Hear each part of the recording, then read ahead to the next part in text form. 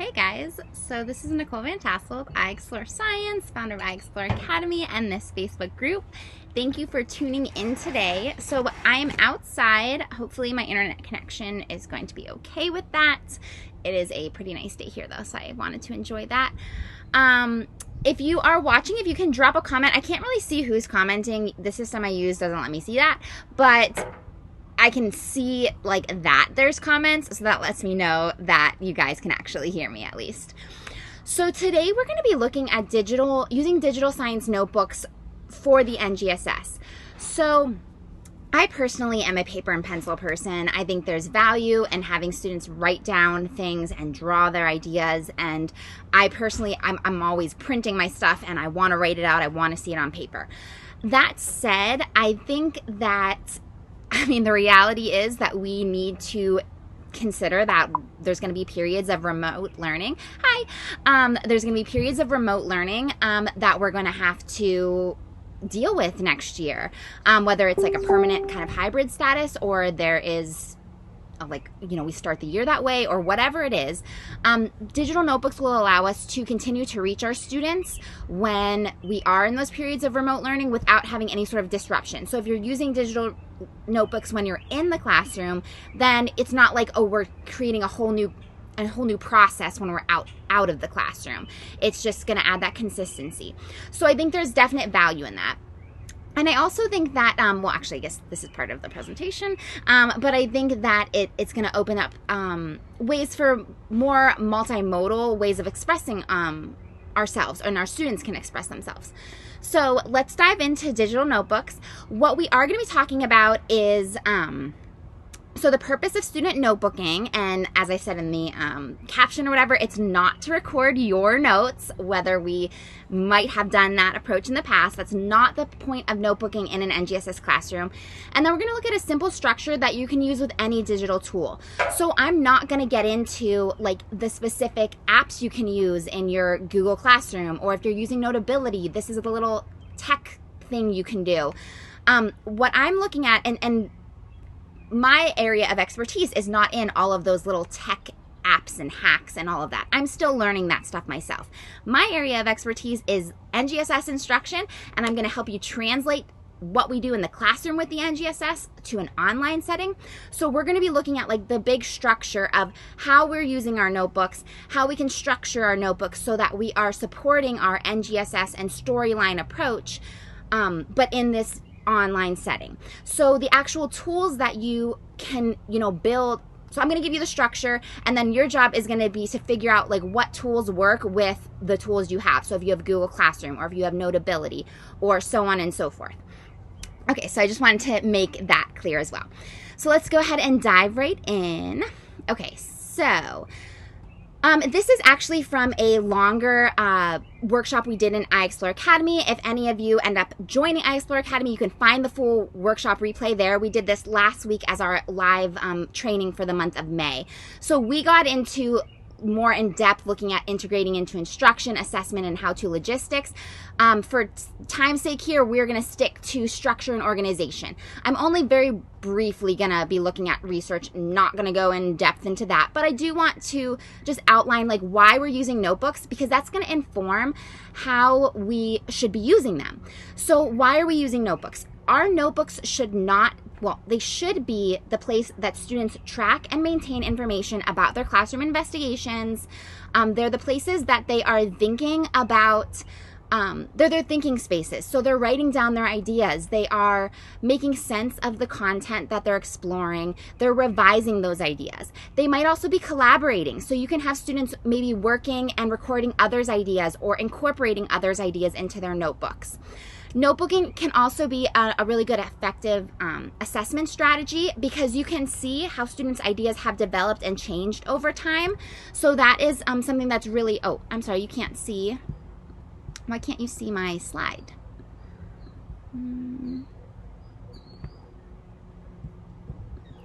You're not seeing my slides. Why are you not seeing my slides?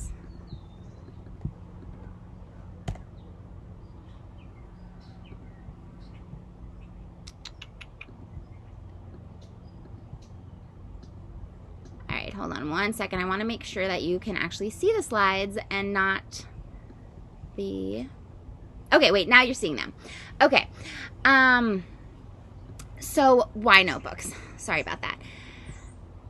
It can be a really good assessment strategy because you can see how students' ideas are changing over time and changing. Now I lost my own slide. Let me see that. So present review.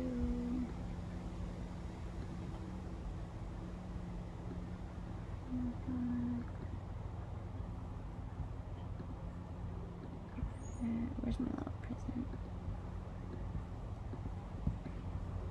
Sorry guys, I lost my window. There we go.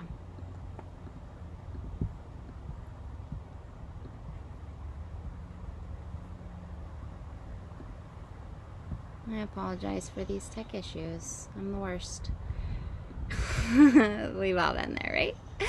Okay. Present. Let's go again. Got it.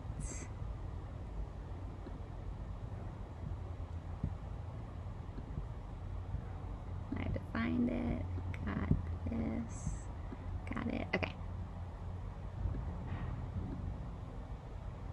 Okay, here we are. Why notebooks? So yeah, effective assessment strategy. You can see how ideas are changing over time. You get a much more in-depth glimpse of those ideas because your students are able to not just, well, first of all, it's a low stakes kind of view, so you don't deal with that test anxiety as much. But your students are able to respond in more than just, I mean, we should be moving away from multiple choice. We should be moving away from like fill in the blank. But they can respond with pictures. They can respond by tying in evidence from previous exploration. So you can get a much more well-rounded view of your students' understanding. Lastly, notebooks have been shown to increase student engagement and motivation. And this is from a 2013 study, as well as result in greater independence during inquiry investigations because they have that ownership of their notebook. So why digital? We talked about it's a necessity. Like I said, though, it's also could be a valuable tool for providing those multiple modes of communication. So we can allow our students to give, I don't know why this is not reflecting. We can allow our students to, it's like not reflecting when I switch I'm going to just switch it from here. Not here. Okay. We can allow our students to respond in more than one way. They don't just have to write right now. They can be taking photos. They can be creating videos. They can be recording their voices. So it's really a way to differentiate how our students are able to interact in our classroom. Okay, so lastly, the last thing that I want to mention about the digital tools, is this is a chance to have our students learn with technology rather than from technology. A lot of the ways we use technology in our classroom, we have our students learning from technology, learning from videos, learning from like texts online. Some simulations they're learning from rather than with. Digital notebooks are a way to have students learning with their technology. So I just really loved that quote. That was from a study that was done in 2015. Okay, so structure. Now, first of all, what works for you? There's obviously a lot of different ways you can go about your approach to this. And that's why I don't want to get into all of the nitty-gritty of like, this is how you do it with Google Classroom, and this is how you do it with Notability, because everybody has different tools. There are a couple different ways, so I'm going to kind of give you an overview, and then you might investigate and see what works for your students and with the tools you have available. So there's the table of contents doc. It's kind of like a hyperdoc, but that term is trademarked or whatever, so you're not allowed to use it. So that is where you would have a single document, and it's a table, and it's literally a table of contents, and it links to different investigations. So each different activity or investigation is simply linked on this notebook document. Now, Erin Sadler from Sadler Science has a really good video that outlines how to create this type of notebook. I will provide a link to that. I have a link of resources actually that I'm going to send out, and I'll you can sign up to receive the email with this link of resources, but you can also just find her video on her blog, Sadler Science, and I will link to her blog in this comments here. But she has a really good video that outlines how to do that. There's also like the Google Slides PowerPoint, and this is the approach that I like. I'm comfortable with Google Slides. The same thing works with PowerPoint. I think you can do a lot of interactive components because you can move things around. So I think there's just a lot of value there. And then obviously if you're using Google Classroom, it just translates really well. And if you're using Office 365, it's the same deal with PowerPoint. Now, Notability or like OneNote, this is where you literally are kind of like creating a notebook. It works well if you have iPads because students can actually write on them. And that's a really nice thing. You can also just insert your PDFs so you can take whatever you already have, all the resources you're already using, and students can just write on the PDF. They can draw pictures on the PDF. They can insert images right into that. This is something that, again, your district would have to like purchase. So these are just some different approaches you can use. There also might be more. These are just the 3 that seem to be most common and that I've come across. So no matter which approach you use, though, the structure we're going to talk about will work with any of these, because again, it's just about how you are structuring your instruction to like integrate this notebook and organize this notebook, and the actual tool you use is less like important. You can adapt it to anything or transfer it to anything. Okay, so the goals of the notebook. We talked about the purpose of a notebook. Now, the purpose of your interactive science notebook, it's not cutting and pasting. So those of you who are like, I hate interactive science notebooks because I hate cutting and pasting, and that's why I've never done them. Interactive science notebooks are not about cutting and pasting. You can have a cutting and pasting interactive science notebook that is in no way interactive, because it's still you giving the information to the students and they're just cutting and pasting it into it. That is not the type of notebook that you should be doing in your NGSS classroom. In an NGSS classroom, our notebook, the purpose of it is to document your students' thinking. So when they first encounter a phenomenon, they're writing down their ideas. When they do go through an exploration, they are writing down their new ideas and revising their old ones. So they're documenting how their thinking is evolving. It's also to support meaning making. So they have all of these different ideas that they are making sense of in your classroom, and it can be really overwhelming and confusing when they're all in these different places. So notebooks are an opportunity to support meaning making by giving them an opportunity to take these disparate ideas and put them together to make sense of them and to connect them.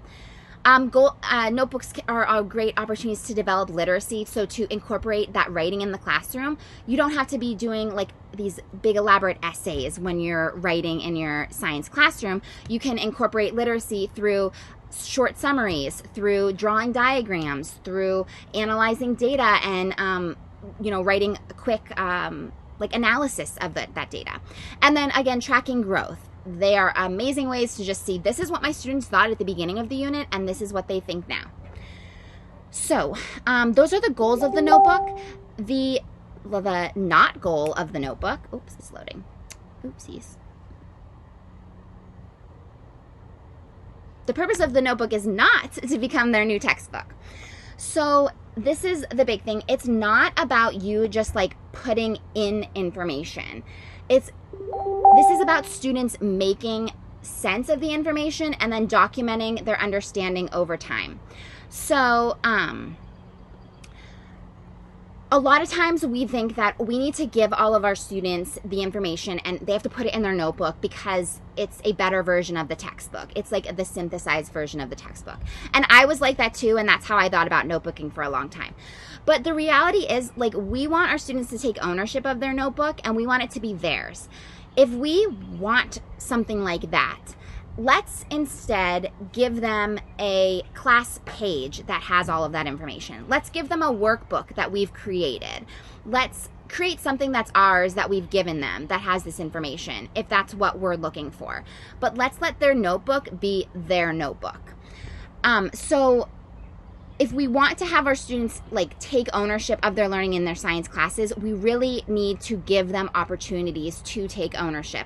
And the notebook is a really good place to do that. Yes, you're going to give them the structure. You're going to guide them in this. You're not going to just give them, say, willy-nilly, like, do whatever you want. But the point is that you're giving them the structure, but it's their ideas that are going into the notes. It's their ideas that are filling the pages. It's not just your definitions. It's not just your ideas. It's not just your explanations. It's really their understanding and their meaning and their information and their evidence that they are putting into that notebook. So it's a shift in how we think about notebooking, but it's definitely something that's going to lead to more student ownership and more student buy-in in your class, and just in general, not just in notebooking, but when we take this attitude in general in our class, we're going to see more of our students stepping up, really. Okay, so organization. Now we're going to get into the structure. So this is where you're going to, and actually I'm going to pull up to an example, but I would recommend all of your notebooks starting with, like, just have your housekeeping pages, like a title page and a table of contents. And the reason for that is when your students are going to, and I'm going to show you like in a second, when they're going to their Google Drive, if you have just a very clear like image with the like big title of your unit or your storyline, it's going to be way easier for them to identify, oh, that's my notebook. It's just like a way for them to very quickly see their notebook. And I'll show you this in a second on my like Google Drive. So, and then a housekeeping page is just the table of contents is just, again, like an organizational thing. So I'm going to share with you. This is not anything like amazing. I started working on this notebook. It could be more beautiful. I'm still figuring out all like the cool hacks and all of that. But again, my goal is not to make this like, I mean, I like things to be pretty, but my goal is to make this aligned to your NGSS storyline approach and aligned to NGSS instruction, and not just a bunch of pretty definitions or whatever. So like when you go to your Google Drive and you see this, okay, students are very clearly going to see this is my notebook for this storyline. And the way I would imagine it is in their Google Drive, they would have a folder for each storyline, and then all of the activities are within that folder, all of the assignments are within that folder, and then they have their notebook and it has a very clear page, and then you have your table of contents. And then your table of contents is just going to help just organize in case they need to find something quickly. Okay, so then we're going to switch back over to our actual page. Okay, so here's where we get into the NGSS elements. So your anchor phenomenon, this is where all of our notebooks should start with our anchor phenomena, or our whatever our big phenomena for this unit or this storyline is, because that is what our students are explaining. Science is not so much about just stuffing them with facts and checking off the standards. Our goal is for students to see that science is about explaining stuff that happens in the real world. So we want our students to be engaging with the anchor phenomena and then recording both their observations and their questions. A lot of times we struggle with helping students understand the question, like helping students come up with questions. So before you can ask questions, you have to notice things, right? So giving students the opportunity to answer or make observations before asking them to ask questions is really key. And that is something that should be recorded in their notebook. Now, you might have a separate activity that you actually engage them in. Like you might have them watch a video or do a lab or watch a demo or whatever it is, do something, and then they record their observations and record some questions somewhere else. But they should be transferring those ideas to their notebook, because those are observations and questions are what they're going to come back to throughout the unit. And that's what they're going to be then taking their understandings and applying it back to. So here I'm going to show you again like what that looks like in my notebook. So here is my activity was students like looked at a healthy kelp forest and made some observations. It was like it was a picture, and then there was a simulation video where they could see all these different animals and things, and they were making observations. There was a second kelp forest where it had been basically destroyed by purple sea urchin. It was just very desolate and empty looking. They were just recording their observations. And then the last part was a graph that they had looked at, and then again recording their observations. So the students did this elsewhere. The goal was that they were then taking those questions and then putting them into their notebook. So this part of the notebook, I might actually not just have them take their observations. This might be something we did as a class. So we work together to complete this chart where we are compiling our observations as a class. So talking about what everybody observed, talking about from all of those elements, and then getting into questioning, talking about everybody's questions. So we in our classes, we often have like a driving question board where we have our questions that we're going to investigate throughout our storyline. These are ones that I might have them record 9 of the questions that we want to investigate during the storyline, maybe more. Yeah, I just put 9 boxes. But these 2 pages are going to document our observations of our initial phenomena and then our questions to investigate throughout the unit. Those are key pieces. I would always have them in my regular notebook. They need to be in our digital notebook. And then I have another page where this is the big question we're kind of trying to figure out throughout our storyline. Like, what happened here? We're looking at change and stability. That's a cross-cutting concept. We're looking at like energy and matter that they'll figure out later. But like, what happened to this kelp forest? It was this beautiful, thriving place, and now it looks like this. So this is the phenomenon, and this is the page that students are going to come back to throughout our whole storyline, and they are going to be recording their ideas. So this is not something that they do right now. This is like what we return to over and over throughout the unit as they discover things about, about food webs and about organisms that live there and so on and so forth. Okay, so that is like your anchor. You want to have those anchor pages in really all your notebooks, whether they are digital notebooks or regular notebooks, because that is what's grounding your unit, and that is also going to be a prompt to you to make sure that you are creating a cohesive unit, because you're going to have to continually come back to that phenomena. Okay, so then you have your exploration and your meaning making. Now, I think that, this is my personal opinion, I think that you should have separate documents for your explorations, because I think doing all of them in the notebook is going to become very cluttered. I think that the exploration is the process, and then the notebooking is where you put the meaning making and the takeaways and like putting it all together. So for that reason, I'm not putting my actual exploration activities in there. I'm not putting my actual like questions from each exploration in there. My goal instead is to put the takeaways from that. So I'm going to show you what that looks like in my notebook now.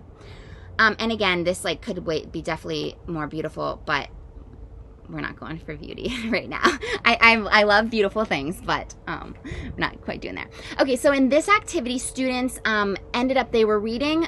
The goal was they were learning about organisms in the kelp forest ecosystem, and then they were learning how those organisms get their energy. They eventually, there's series of explorations here.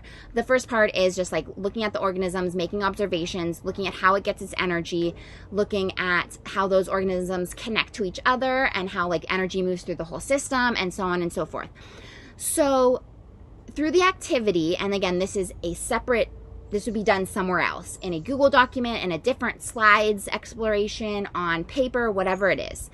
But the takeaways here are the students were asked to basically group all of the organisms that they evaluated into 3 groups based on how they get their energy. And the goal here is they were going to come up with like producers, consumers, and decomposers. And so for my notebooking page, and this is like a template I might give my students, here's group 1, how to get its energy. Their job is to fill this in. At this point, they don't have the vocabulary because we haven't gotten that far yet. This is their ideas. This is their meaning making. And I might have, so this is, you can just see like what the card looked like. And here's some options for you. You might like put the actual, like you might just list the organisms here and then have them sort them. You might do pictures for your like ESL, ELL students. You might like give them the full card, although I think that gets a little cluttered. Or you could just have them like write them in or list them. Again, it's just up to you.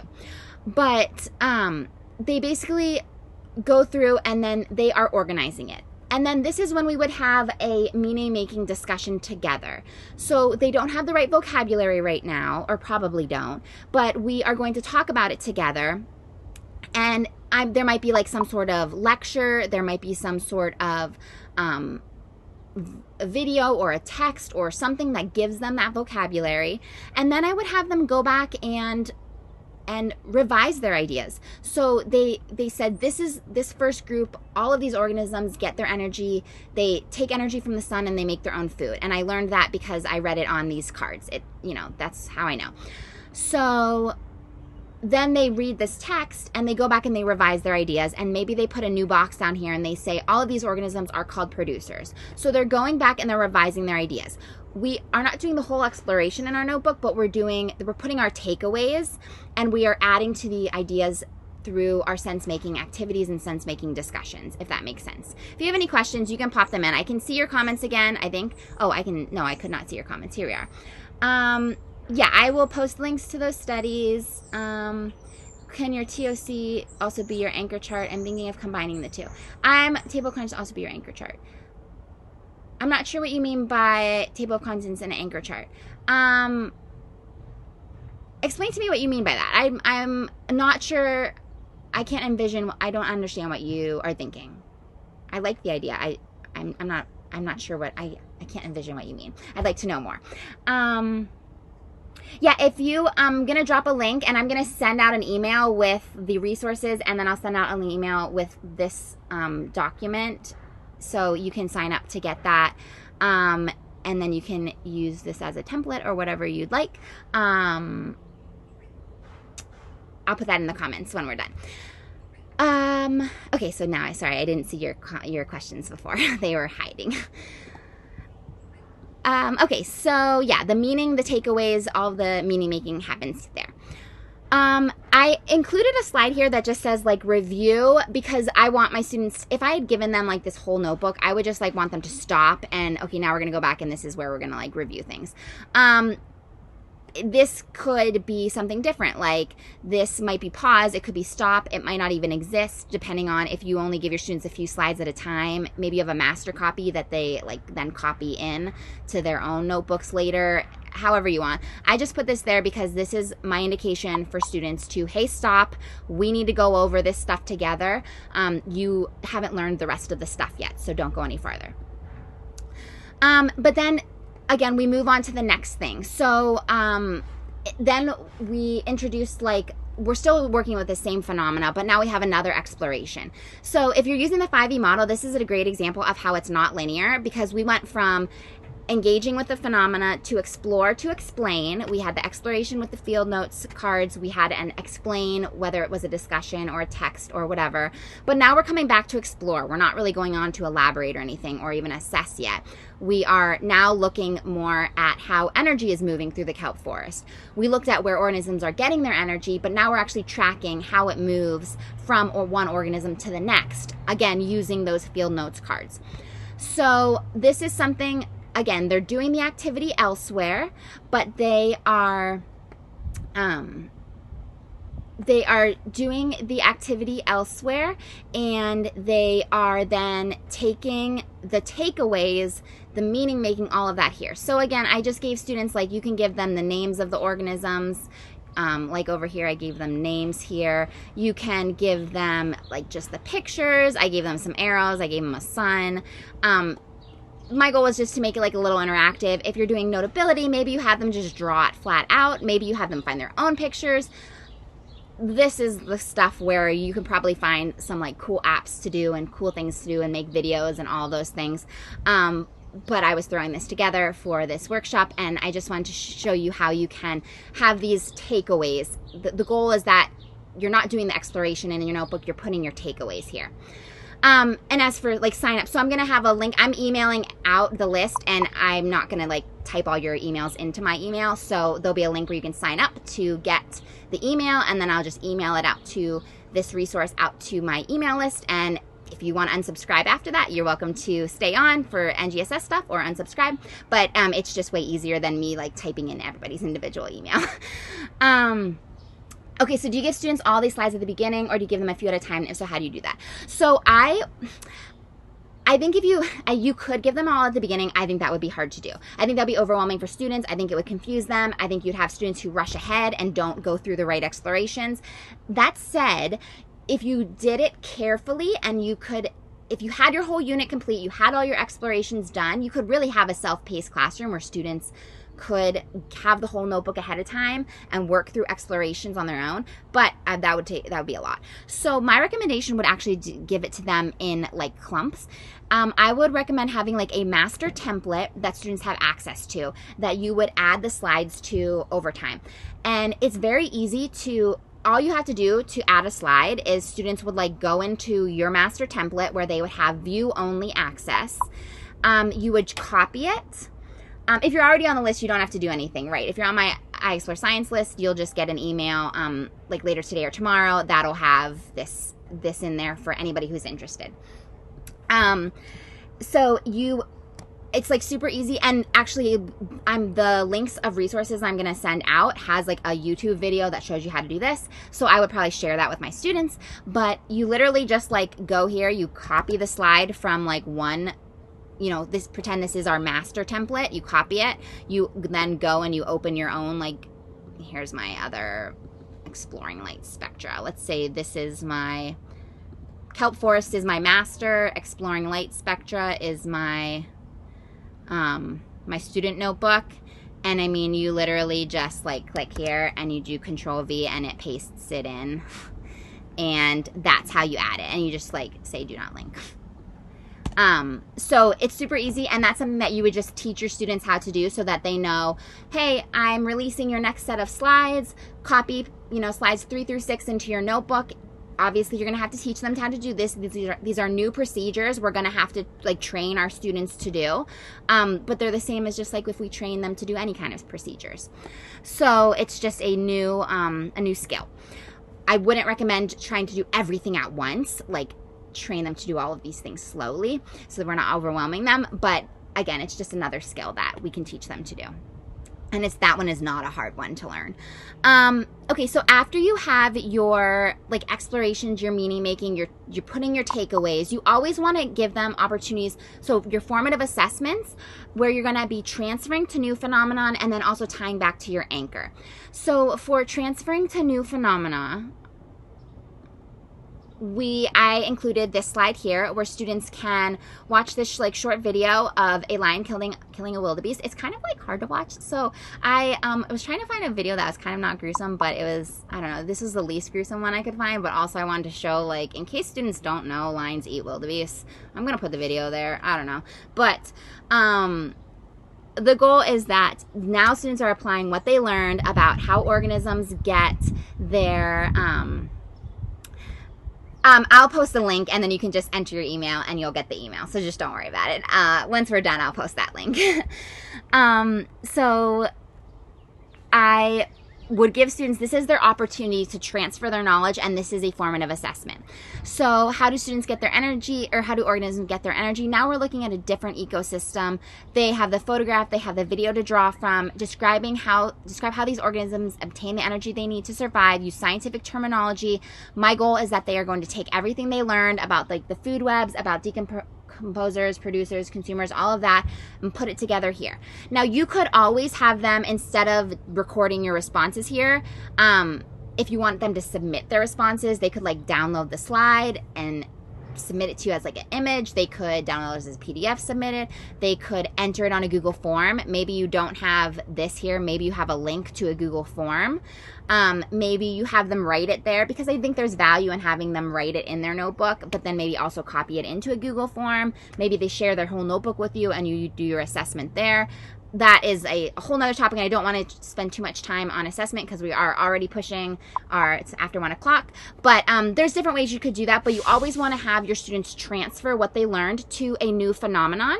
And then you also want to have them transfer it back to their anchor. So what happened to the kelp forest? Well, now they should have some ideas about the organisms that live there and like why this was all destroyed. Like I see there's a lot of purple sea urchins. Well, from my evidence, I realized that purple sea urchins eat kelp and they don't have any predators, and they put it all together. So throughout all of each of these explorations, really, we should have been going back to the anchor. So after this one, we went back to the anchor and we, recorded information about some of the organisms we see there.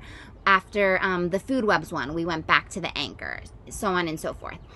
And then from this part, we also want to now here we're moving into our next level of phenomenon. A storyline, it starts with your anchor and it moves forward, but you can't really build like 5 standards and investigate all the nuances of 5 standards or 3 standards even from like one anchor phenomenon. You have multiple phenomena that you introduce in your storyline.